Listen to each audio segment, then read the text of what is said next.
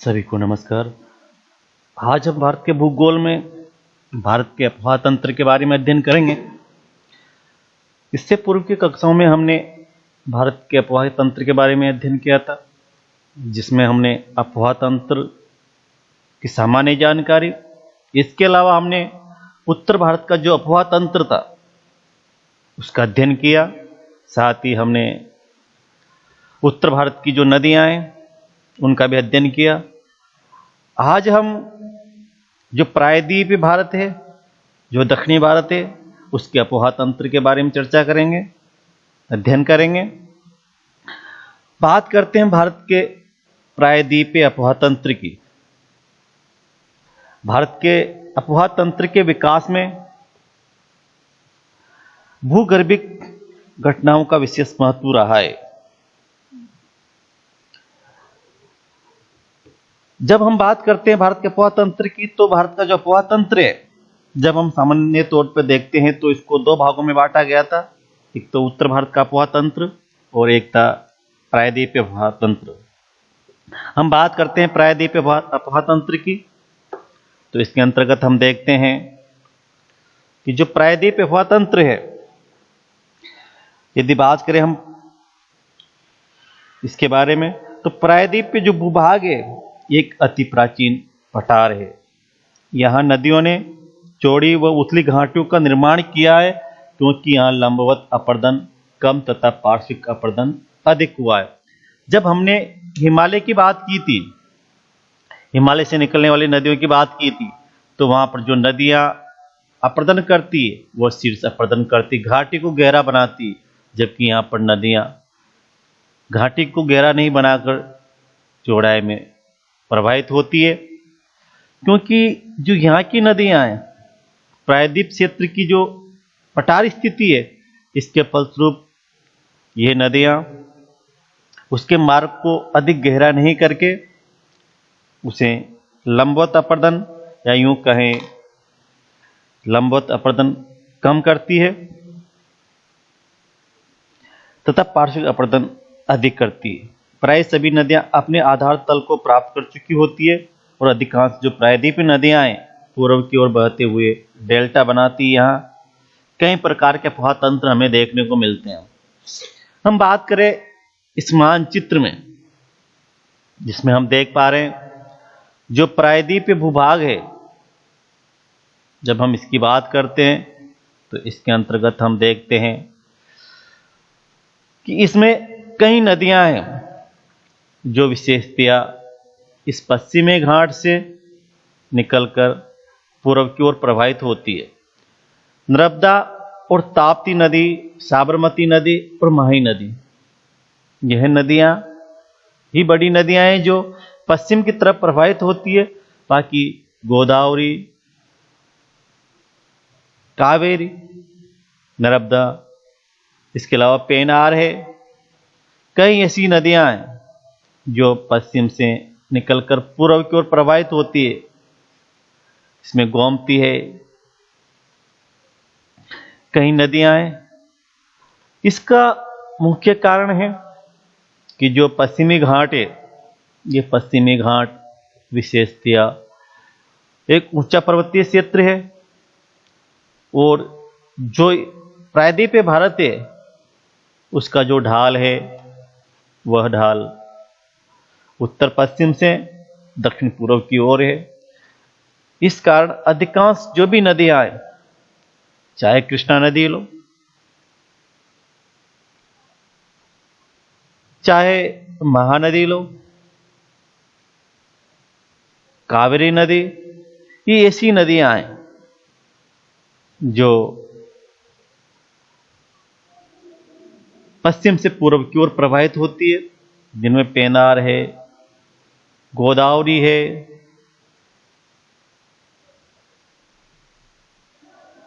कावेरी है। अधिकतर से हम देखते हैं कि अधिकांश जो बड़ी नदियां हैं वह नदियां पश्चिम से पूर्व दिशा की ओर प्रवाहित होती हुई डेल्टाओं का निर्माण करती है और अरब सागर में समाहित हो जाती है। हम बात करें दक्षिण क्षेत्र से जो नदियां निकलती है, वह नदियां अलग अलग प्रकार के अफवाह तंत्र का निर्माण करती है। जो प्रतिरूप बनाती है वह एक अलग प्रकार का प्रतिरूप बनाती है। दक्षिणी प्रायद्वीप अथवा प्रायद्वीप पठारी भाग पर जो नदियां प्रवाहित होती है अर्थात प्रवाहित होने वाली नदियों द्वारा भी विभिन्न प्रकार के अफवाह प्रतिरूप विकसित किए गए हैं, जिनका निम्नलिखित वर्णन है। जब हमने उत्तर भारत की नदियों की बात की थी तो वहां हमने बात की थी पूर्ववर्ती अफवाह की, अक्रमवर्ती अफवाह की, खंडित आंतरिक अफवाह की, अंतस्थलीय अफवाह की और समांतर अफवाह की, आयताकार अफवाह की। लेकिन इस क्षेत्र में हमें हिमालय के अनुरूप और उससे कुछ अलग प्रतिरूप देखने को मिलता है। बात करें हम जो प्रायद्वीप अफवाह तंत्र है उसके प्रतिरूप की, अफवाह प्रतिरूप की, तो इसमें हम विभिन्न प्रकार के प्रतिरूप देखते हैं, जिसमें बात करते हैं हम अनुगामी अफवाह की। अनुगामी अफवाह का अर्थ होता है कि ढाल के अनुसार नदियां प्रवाहित होती है, जिधर ढाल होगा उधर ही नदियां प्रवाहित होगी। जबकि हमने हिमालय या यूं कहें कि उत्तर भारत में जब नदियों का अध्ययन किया था, उसके प्रतिरूपों का अध्ययन किया था, तो वहां पर हमने पूर्वगामी अफवाह तंत्र भी देखा था। क्योंकि कुछ नदियां ऐसी थी जो हिमालय की उत्पत्ति से पूर्व प्रवाहित होती थी और उन्होंने उस प्राचीन मार्ग का अनुसरण किया है। हिमालय पर्वत को काटकर गार्च के द्वारा गहरी खाड़ियों का निर्माण करके वह उस ढाल के विपरीत दिशा में प्रवाहित होती है। पूर्ववर्ती ढाल या यूं कहें कि पूर्वगामी रूप में प्रवाहित होती है। जबकि दक्षिण भारत की जो नदियां हैं वह नदियां प्राय सभी नदियां ढाल के अनुरूप ही प्रवाहित होती है। क्योंकि जब मैंने बात की थी, जब भारत की बात कर रहे थे हम प्रायद्वीप, तो यहां पर पश्चिमी घाट पर्वत सबसे ऊंचा पर्वत है। और जब हमने बात की थी इस प्रायद्वीप पठार की तो कहा था कि इसका ढाल विशेषतया उत्तर पश्चिम से दक्षिण पूर्व की ओर है और अधिकांश नदियां उत्तर पश्चिम से दक्षिण पूर्व की ओर प्रवाहित होती है। कुछ नदियां इस जो पश्चिमी घाट है, सह्याद्री पर्वत है, इससे पश्चिम की ओर भी प्रवाहित होती है और यह तीव्रगामी नदियां हैं, क्योंकि इस तरफ इस जो पर्वत है, घाट है, इसका ढाल अधिक तीव्र है। और यहां पर जो भी नदी हम देखते हैं वह ढाल के अनुरूप ही प्रवाहित होती है। चाहे गोदावरी देखें, महानदी देखें, पेनार देखें, हालनी देखें, कावेरी देखें, वेगाई देखें, ये ऐसी नदियां हैं जो ढाल के अनुरूप प्रवाहित होती है। हम कह सकते हैं कि जो प्रायद्वीपीय भारत है और प्रायद्वीपीय भारत का जो अफवाह तंत्र है वह अफवाह तंत्र विशेषतः अनुगामी अफवाह तंत्र हमें देखने को मिलता है। जब कोई नदी धरातलीय ढाल की दिशा में प्रवाहित होती है तब अनुगामी अफवाह का निर्माण होता है। और दक्षिण भारत की अधिकांश नदियों का उद्भव पश्चिमी घाट पर्वतमाला में है तथा वे ढाल के अनुसार ही प्रवाहित होती है। और इस ढाल के अनुसार प्रवाहित होती हुई ये दक्षिण भारत की नदियां बंगाल की खाड़ी में और अरब सागर में गिरती है। और इस प्रकार यहाँ अनुगामी अफवाह का उदाहरण प्रस्तुत करती है। बंगाल की खाड़ी में गिरने वाली नदियां विशेषतः बड़ी नदियां हैं और अरब सागर में गिरने वाली नदियां अधिकांश छोटी नदियां हैं। हम कुछ नदियों को ले ले जो अरब सागर में प्रवाहित होती है, वही नदियां कुछ बड़ी है, बाकी अधिकांश नदियां छोटी है। जैसे बात करें हम नर्मदा की, तो नर्मदा ऐसी नदी है जो पूर्व से पश्चिम की ओर प्रवाहित होती है। ताप्ती, साबरमती ये नदियां हैं जो पश्चिम की ओर प्रवाहित होने वाली बड़ी नदियां हैं।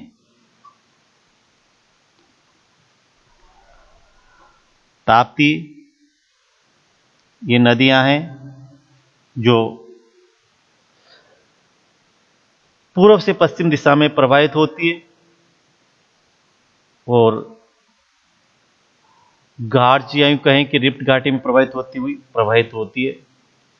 बाकी अधिकांश नदियां, चाहे वो पश्चिम की ओर प्रवाहित होने वाली हो, अरब सागर में प्रवाहित होने वाली हो, या बंगाल की खाड़ी में गिरने वाली नदियां हो, अधिकांश नदियां अनुगामी अपवाह तंत्र का उदाहरण प्रस्तुत करती है,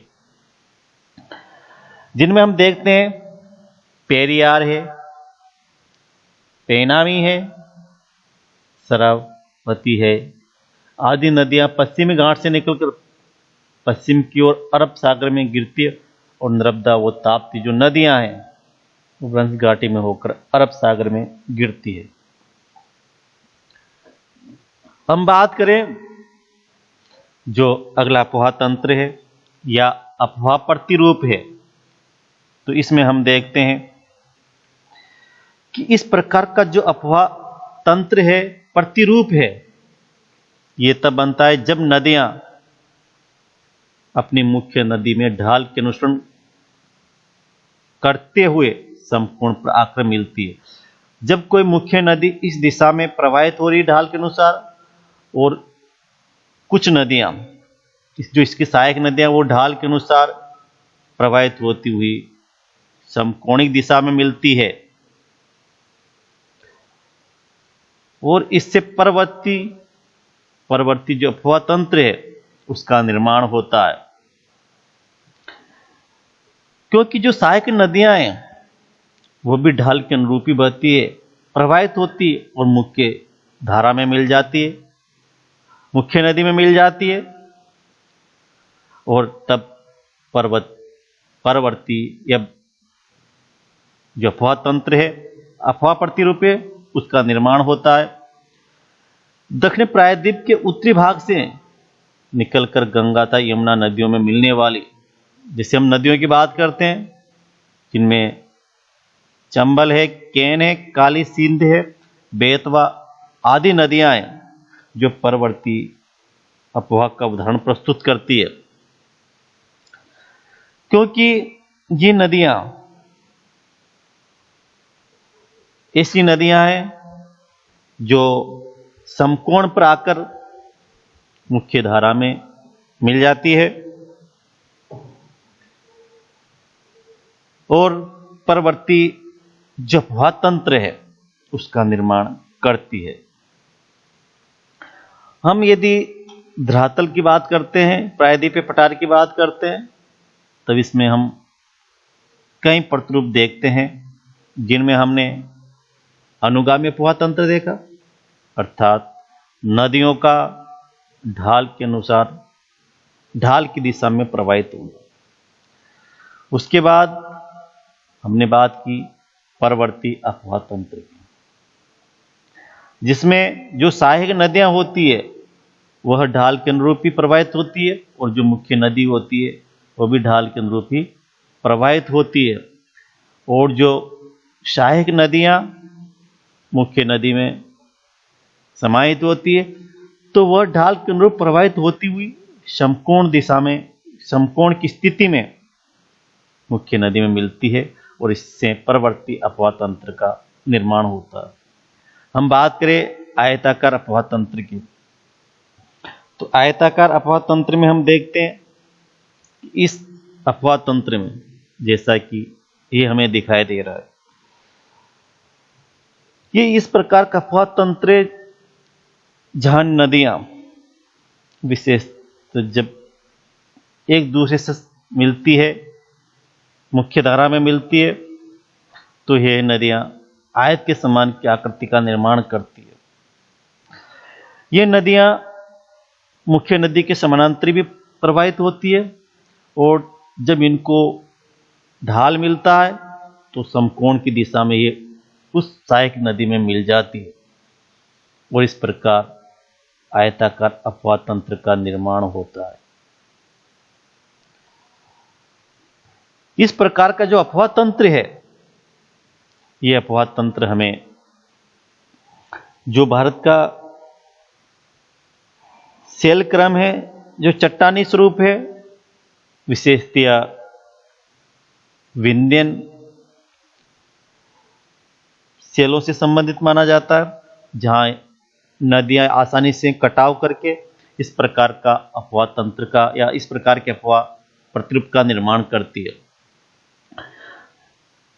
जब हम आयताकार अफवाह तंत्र की या आयताकार अफवाह प्रतिरूप की बात करते हैं, तब देखते हैं कि विंध्य चट्टाने वाले प्रायद्वीपीय क्षेत्र में नदियों ने आयताकार अफवाह प्रतिरूप का निर्माण किया है, क्योंकि यह मुख्य नदी में मिलते समय चट्टानी संधियों से होकर प्रवाहित होती है और समकोण पर आकर मिलती है।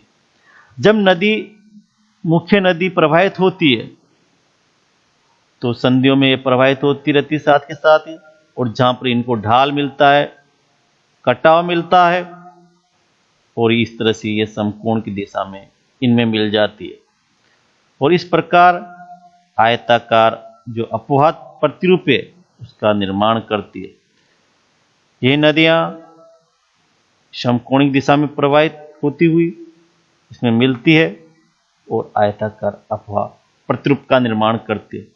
विशेषतः विंध्यन जो चट्टानों वाला जो प्रायद्वीपीय क्षेत्र है, वहां इस प्रकार का अफवाह तंत्र पाया जाता है। मतलब जो भी नदियां इसमें प्रवाहित होती है वह आयत के आकार का शेप बनाती है, आकृति बनाती है। और हम आगे बात करते हैं, जब प्रतिरूप की बात करते हैं हम, तो उसमें देखते हैं जालीनुमा अफवाह तंत्र। देखो क्या होता है जालीनुमा अफवाह तंत्र। जब नदियां प्रवाहित होती है तो यह कुछ क्षेत्रों में अलग अलग दिशाओं से प्रवाहित होती हुई एक जाली की नुमा आकृति बना देती, चट्टानों को काट देती है। जैसा कि हम इस डायग्राम में देख पा रहे हैं, जो अवरोधक शैल कटक है, जैसे अवरोधक शैल कटक है, यह इस नदी को मुख्य नदी में सम्मिलित करने से रोकती है, और जहां पर यह शैल कटक विखंडित होता है, कटा हुआ मिलता है, और इस नदी को जहां पर ढाल मिल जाता है, कटे हुए जो शैल कटक है, जो छोटा पठार है, तो यह मुख्य नदी में समाहित हो जाती है। हम कह सकते हैं कि जो शैल कटक है उसको जगह जगह काट कर इस नदी बेसिनों ने एक जाली के समान आकृति का निर्माण इस क्षेत्र में कर दिया है। नदियां ढाल के अनुरूप ही प्रवाहित होती है, लेकिन ये नदियां समकोणिक दिशा में मुख्य नदी से नहीं मिलती। कुछ छोटी छोटी धाराएं मिलती है, कुछ बड़ी धाराएं देखने को मिलती है, और जहां पर भी जो शैल कटक है वो मुलायम होता है, खंडित होता है, वहां ये नदियां आपस में मिल जाती है और एक दूसरे का जल आसानी से इनमें समा जाता है, और कुछ नदियां तो मुख्य धारा में मिल जाती है। इस प्रकार जालीनुमा अफवाह तंत्र का निर्माण होता है। यह विशेषतया जो भारत का प्राचीन वलयिक पर्वतीय क्षेत्र है उसमें हमें देखने को मिलता है। हम बात करें जालीनुमा अफवाह तंत्र की बात करें, तो जब नदियां पूर्णतः ढाल का अनुसरण करते हुए ही प्रवाहित होती है तथा ढाल में परिवर्तन के अनुसार उनके मार्ग में भी परिवर्तन हो जाता है। जब नदियों में पानी अधिक होता है, जब कटक खंडित मिलता है और मुख्य धारा की ओर उस सहायक नदी को ढाल प्राप्त होता है खंडित कटक के द्वारा, क्योंकि जब तक कटक अवरोध की भूमिका निभा रहा है तब तक तो सहायक नदी समानांतर दिशा की ओर ही प्रवाहित होती है, लेकिन जहां पर उस कटक का भाग हमें खंडित मिलता है उस भाग में सहायक नदियां ढाल का अनुसरण करते हुए मुख्य नदी में समाहित हो जाती है और जालीनुमा जो अफवाह तंत्र है, जो प्रतिरूप है, उसका निर्माण करती है। जब जालीनुमा अथवा स्वभाव उदत जो अफवाह प्रणाली है उसका विकास होता है, और पूर्वी जो सिंह भूमि के प्राचीन वलित पर्वतीय क्षेत्र है इसमें इस प्रणाली का विकास हुआ है। यह खुद अपने स्वभाव से उत्पन्न होता है, क्योंकि जहां पर अवरोध कटक है वो कटा हुआ मिल जाता है नदी को, तो नदी सहायक नदी जो सहायक नदी होती है वो मुख्य धारा में उस कटक को ऐसा लगता है जैसे जालीनुमा आकृति में काटकर मुख्य नदी में समाहित हो रही है, मिल रही है, जैसा कि हमने इस मानचित्र में देखा। यहां जब हम देखते हैं कि जो अवरोधशील कटक है, ये अवरोधशील कटक इस सहायक नदी को इसमें मिलने से रोकता है, लेकिन जहां पर भी ये कटक कटा हुआ मिलता है, छोटा पहाड़ दर्रों के रूप में मिलता है या गैप मिलता है, तो वहां पर ढाल की प्राप्ति के फलस्वरूप यह नदियां मुख्य नदी में मिल जाती है और यह एक जाली का निर्माण कर देती है। इस प्रकार की जो अफवाह प्रणाली है, अफवाह प्रतिरूप है, वह हमें सिंह भूमि जो जिला है, भूमि है, उसके प्राचीन वलित पर्वतों में देखने को मिलता है। क्योंकि यहाँ जो कटक है, जो छोटे पठार पर्वत है, वह कटे हुए हैं, खंडित है, और इस प्रकार के अफवाह प्रतिरूप का निर्माण होता है। इसके बाद हम बात करते हैं अरीय अफवाह प्रतिरूप की। जब हम अरीय अफवाह प्रतिरूप की बात करते हैं तो इसमें हम देखते हैं कि जब एक ऊंचा क्षेत्र होता है तो उस ऊंचे क्षेत्र से जब ढाल हर दिशा में होता है तो नदियां हर दिशाओं में प्रवाहित होने लगती है। जैसे हम बात करें जो अमरकंटक पहाड़ी है, यह अमरकंटक पहाड़ी से कई नदियां निकलती है। एक नदी निकलती है नर्मदा नदी, जो पश्चिम में प्रवाहित होती हुई यह नदी अरब सागर में मिल जाती है। एक नदी है सोन नदी, जो उत्तर की ओर प्रवाहित होती हुई गंगा नदी में मिल जाती है, और एक नदी है जो दक्षिण की ओर प्रवाहित होती है, जैसे महानदी, जो दक्षिण पूर्व की ओर प्रवाहित होती हुई बंगाल की खाड़ी में मिल जाती। तो कह सकते हैं कि किसी पहाड़ी क्षेत्र विशेष से जो कोई नदी निकलती और अलग अलग दिशाओं से निकलकर उस पहाड़ी क्षेत्र से अलग अलग दिशाओं में प्रवाहित होने लगती है, इस प्रकार का जो अफवाह प्रतिरूप का निर्माण होता है वह अफवाह प्रतिरूप अरीय प्रतिरूप कहलाता है। और इस प्रकार की जो हमें प्रतिरूप देखने को मिलता है, अफवाह प्रतिरूप देखने को मिलता है, ये विशेषतः अमरकंटक पहाड़ी में मिलता है। हम बात कर रहे हैं जो अरीय प्रतिरूप है, जैसा कि हम इस मानचित्र में, इस डायग्राम में देख पा रहे हैं, तो एक ज्वालामुखी पर्वत है, या यूं कहें कि मध्य शिखर है, और ये शिखर, इससे कई नदियां प्रवाहित होती है, और नदियां इस शिखर का ढाल हर दिशाओं में है, और उसके अनुरूप नदियां अलग अलग दिशाओं में प्रवाहित हो रही है। ऐसा लग रहा है कि एक स्थान विशेष से नदियां अलग अलग दिशाओं में अपना जल प्रवाहित करती है, अलग अलग दिशाओं में अलग अलग नदी प्रवाहित होती है, और इससे जो आकृति बनती है वो आकृति अरीय प्रतिरूप कहलाती है। और इस पर जो अरीय प्रतिरूप है, यह प्रतिरूप जब एक पहाड़ी विशेष से, चाहे वो ज्वालामुखी पर्वत हो, यदि उसका ढाल चारों ओर है और उससे अनेक नदियां निकलती है अलग अलग दिशाओं से, तो वह नदियां अलग अलग दिशाओं में प्रवाहित होती है।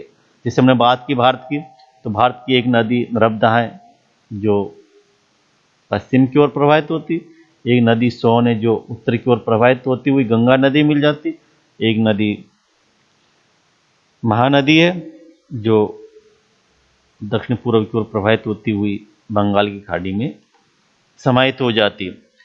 हम कह सकते हैं कि एक स्थान विशेष से जो नदियां प्रवाहित होती है वह नदियां अलग अलग दिशाओं में प्रवाहित होती है। हम बात करें अरीय प्रतिरूप की, इसे अब केंद्रीय अपवाह भी कहा जाता है, क्योंकि जैसा हमने मानचित्र में देखा, डायग्राम में देखा कि एक स्थान विशेष से, केंद्र विशेष से अप हो रही है, दूर होती जा रही है, अलग होती जा रही है, और इसे अब केंद्रीय अपवाह तंत्र भी कहा जाता है। हम बात कर रहे हैं तो इसमें हम देखते हैं कि इसमें नदियां एक स्थान से निकलकर चारों दिशाओं में प्रवाहित होती हुई आगे निकलती है और अलग अलग दिशाओं में प्रवाहित होती जाती है, और इसे अब केंद्रीय जो अपवाह है उसको कहा जाता है। इसमें नदियां एक स्थान से निकलकर चारों दिशाओं में प्रवाहित होती है। विशेषतया भारत में इस प्रकार की जो प्रतिरूप है, इस प्रकार का जो प्रतिरूप का निर्माण हुआ है भारत में, यह प्रतिरूप जो विशेषतया प्रायद्वीप भारत में हमें देखने को मिलता है, विशेषतया अमरकंटक पर्वत से निकलने वाली नर्मदा, सोन तथा महाई नदी आदि ने अरीय प्रतिरूप का अपवाह का निर्माण किया है। इसके बाद हम बात करते हैं अगले प्रतिरूप की, तो इसमें पाते हैं हम जो अगला प्रतिरूप है पादपाकार अथवा वृक्षाकार प्रतिरूप। जब एक मुख्य नदी से जो सहायक नदियां हैं वो इस प्रकार इसमें प्रवाहित होती है, मिलती है, सहायक नदियों से उप सहायक नदियां मिलती है, और इस प्रकार एक वृक्ष का रूप या पादप का रूप धारण कर लेती है, और एक इस प्रकार का प्रतिरूप का निर्माण होता है। जैसे एक पादप होता है, वृक्ष होता है, उस तरह के हम यदि डायग्राम में पादपाकार अथवा वृक्षाकार जो अपवाह है उसकी बात करें, तब हम देखते हैं जो मुख्य सहायक नदी है उसमें इसकी जो अन्य सहायक नदियां हैं, मुख्य सहायक नदियां हैं, उनकी भी उप सहायक नदियां हैं, और वह इस तरह आपस में मिलती है, ढाल के अनुरूप मिलती है, और यह नदियां एक ऐसे प्रतिरूप का निर्माण कर देती है जैसे एक वृक्ष का निर्माण है। तो इसमें हम देखते हैं जब नदियां सपाट तथा चौरस धरातल पर प्रवाहित होते हुए एक मुख्य नदी की धारा में मिलती है, तब इस प्रणाली का विकास होता है। दक्षिण भारत की जो अधिकांश नदियां हैं इनके द्वारा पादपाकार या वृक्षाकार जो अपवाह है उसका निर्माण किया गया है। इसके बाद हम बात करें जो अगला प्रतिरूप है, तो उसमें हम देखते हैं जो दक्षिण भारत का जो प्रतिरूप है अपवाह तंत्र का एक प्रतिरूप है, उसमें हम समान या समानांतर अपवाह प्रतिरूप देखते हैं।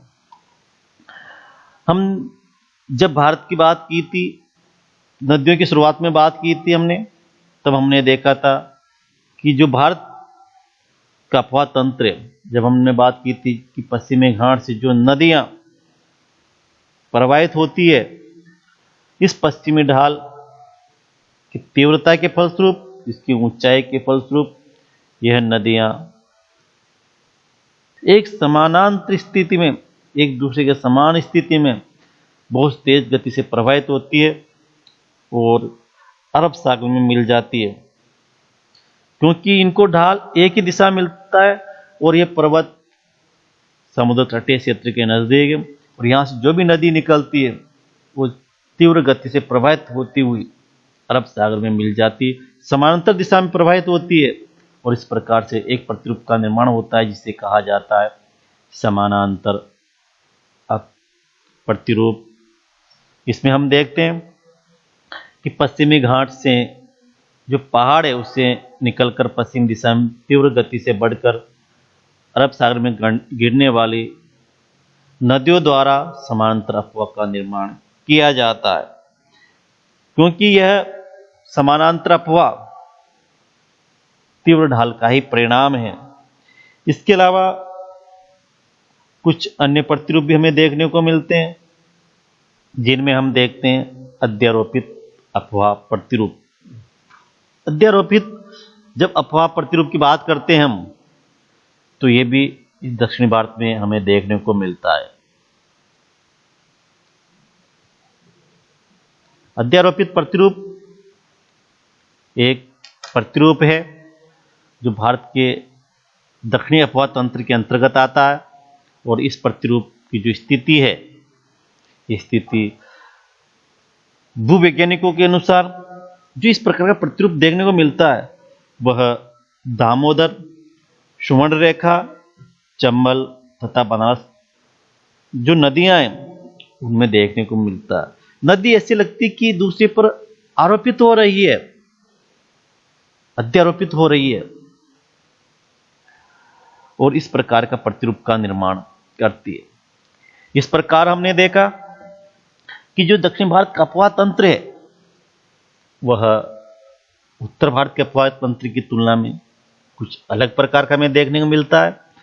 हमने जो दक्षिण भारत का अफवाह तंत्र देखा, प्रायद्वीपीय भारत का अफवाह तंत्र देखा, जो उसके प्रतिरूप थे उसके बारे में हमने चर्चा की। तो इसके अंतर्गत हमने अनुगामी अफवाह तंत्र, प्रवर्ती अफवाह प्रतिरूप, आयताकार अफवाह प्रतिरूप, इसके अलावा बात की हमने जालीनुमा अफवाह प्रतिरूप की, और उसके बाद हमने बात की है अरीय, पादपाकार और समांतर अफवाह तंत्र की। तो इस प्रकार दक्षिण भारत में जो नदियों के द्वारा प्रतिरूप का निर्माण किया जाता है, अफवाह प्रतिरूप का निर्माण किया जाता है, वो एक विशेष आकृति के रूप में मिलता है। धन्यवाद।